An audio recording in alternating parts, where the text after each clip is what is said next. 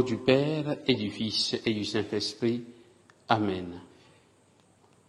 Viens, Esprit, en nos cœurs, viens visiter nos âmes, viens, souffle de vie, viens, Esprit de lumière, viens nous éclairer pour écouter la parole du Seigneur. Évangile de Jésus-Christ selon saint Jean.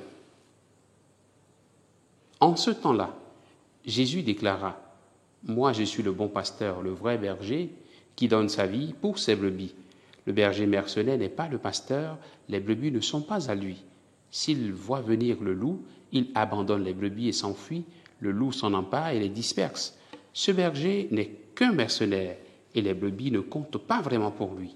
Moi, je suis le bon pasteur, je connais mes brebis, et mes brebis me connaissent, comme le Père me connaît et que je connais le Père, et je donne ma vie pour mes brebis. J'ai encore d'autres brebis qui ne sont pas de cet enclos. Celles-là aussi, il faut que je les conduise. Elles écouteront ma voix. Il y aura un seul troupeau et un seul pasteur.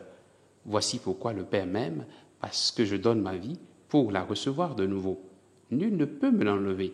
Je la donne de moi-même. J'ai le pouvoir de la donner.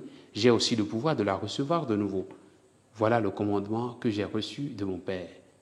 Acclamons la parole de Dieu. Louange à toi, Seigneur Jésus. Frères et sœurs, nous sommes aujourd'hui le dimanche 21 avril, le 4e dimanche du temps de Pâques. Moi, je suis le bon pasteur, le vrai berger qui donne sa vie pour ses brebis. Jésus, le bon berger, donne sa vie pour nous. Ce texte montre à suffisance que celui qui est berger, celui qui est bon berger, c'est celui qui est capable de se sacrifier et surtout de donner entièrement sa vie pour ses brebis. Nous vivons dans un monde aujourd'hui où beaucoup se déclarent bergers. Beaucoup confondent un certain nombre de choses et malheureusement, les gens les suivent. Beaucoup de nos contemporains confondent l'or avec tout ce qui brille. Et ces gens suivent des personnes très éloquentes qui utilisent les moyens de la technologie aujourd'hui, les réseaux sociaux, etc., beaucoup d'autres moyens que le monde d'aujourd'hui nous présente pour attirer vers eux des foules. Ces gens promettent monts et merveilles à ces foules qui les suivent. Mais sont-ils vraiment des bergers? Sont-ils capables de se sacrifier, de donner leur vie pour ceux qui viennent vers eux? L'évangile de ce jour nous donne une bonne clé pour comprendre la figure du berger et du pasteur. C'est donner sa vie, se consacrer entièrement pour le bien de ses brebis. C'est ce que Jésus a fait, c'est ce que Jésus continue de faire avec chacun de nous. Et un berger qui ne se conforme pas au modèle de Jésus ne peut pas être considéré comme un bon berger.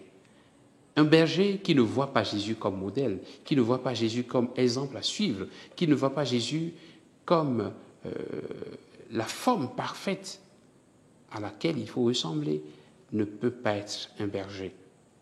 L'invitation donc est de reconnaître et d'accepter Jésus dans nos vies comme maître et seigneur, autrement dit donc comme pasteur de nos âmes. Les évêques, les prêtres et les responsables d'Église ne sont que des lieutenants de Jésus, c'est-à-dire ils ne sont que des représentants de Jésus.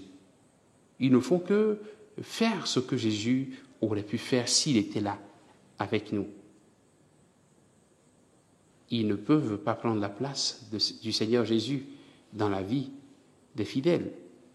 Et c'est pourquoi